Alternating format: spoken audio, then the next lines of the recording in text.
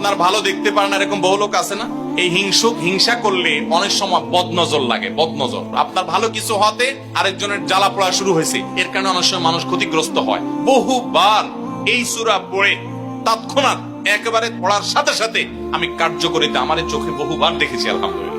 নবী সাল্লাল্লাহু আলাইহি ওয়াসাল্লাম এক সাহাবীকে বলেছেন, তুমি কি জানো আজকে রাতে যে 2টা সূরা আমার প্রতি নাজিল হয়েছে, যে আয়াতগুলো নাজিল হয়েছে, এইরকম আয়াত কোরআনে আরেকটা নাজিল হয় নাই।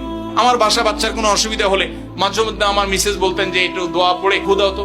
আমি আমার মিসেসকে সাথে সাথে বলি, কেন, তুমি দিলে কি সমস্যা?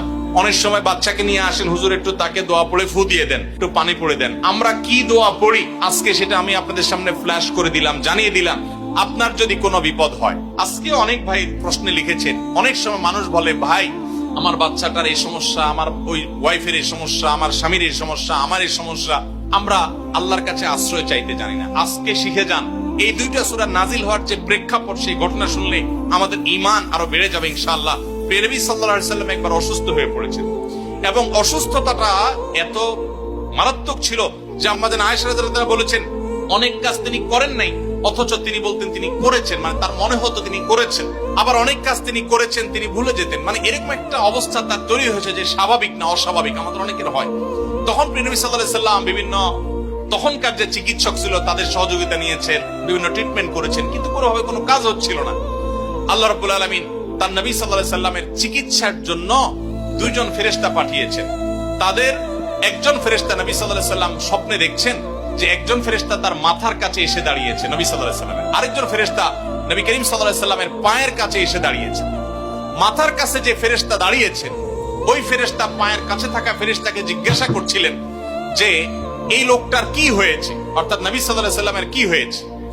তখন পায়ের কাছে থাকা ফেরেশতা খুব মনোযোগ সহকারে শুনেন, পায়ের কাছে যে ফেরেশতা দাঁড়ায় ছিলেন উনি বলতেছেন, ওনাকে, অর্থাৎ আমাদের নবী সাল্লাল্লাহু আলাইহি ওয়াসাল্লামের কথা বলছেন, ওনাকে জাদু করেছে।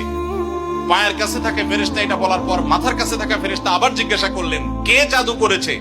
পায়ের কাছে থাকা ফেরেশতা তার নামও বলেছে, লবিদ ইবনে আসম নামে এক ইহুদি, উপর দিয়া মুনাফিক মুসলমান সাজছে, আসলে সে ইহুদি, সে জাদু করছে নবী সাল্লাল্লাহু আলাইহি ওয়াসাল্লাম।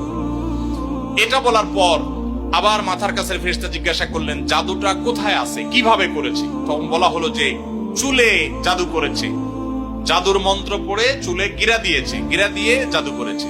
এরপর আবার মাথার কাছে ফেরেশতা জিজ্ঞাসা করলেন, জাদুটা কোথায়, জাদুর সেই সুতাটা, সেই ইয়েটা কোথায় রাখা আছে? তখন পায়ের কাছে থাকা ফেরেশতা, এগুলো আল্লাহর পক্ষ থেকে ওহী নিয়ে আসছেন, ওনারা জানেন, আল্লাহ ওহীর মাধ্যমে তাদের জানিয়েছেন। তো তারা বললেন যে, তিনি বললেন যে সেটা অমুক কূপের নিচে, পাথরের নিচে চাপা দিয়ে রাখা আছে। নবী করিম সাল্লাল্লাহু আলাইহি ওয়াসাল্লামের স্বপ্ন শেষ হওয়ার পর উনি আমাদের আয়েশাকে সবাইকে বললেন এই অবস্থা। এরপর তিনি সেই সুতা তুলে আনলেন, সুতা তুলে এনে সেটা যখন ধ্বংস করলেন, গিরা খোলার ব্যবস্থা করলেন, সেই চুল, তখন দেখা গেল নবী সাল্লাল্লাহু আলাইহি ওয়াসাল্লামকে আল্লাহ তাআলা অলৌকিক ভাবে সাথে সাথে সুস্থ করে দিয়েছে।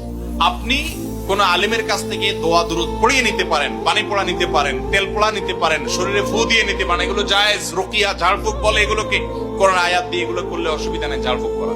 কিন্তু